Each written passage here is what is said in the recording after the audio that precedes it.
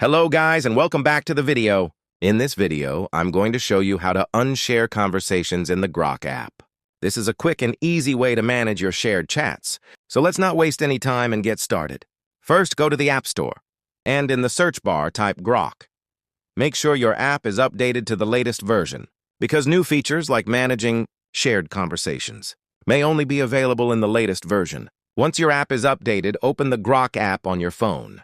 Tap on the two white lines in the top left corner to open the menu. Next, tap on Settings. Scroll down until you find Shared Conversations and tap on it. Here you will see all your shared conversations.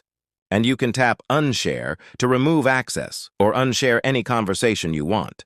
And that's it! You've successfully unshared a conversation in Grok.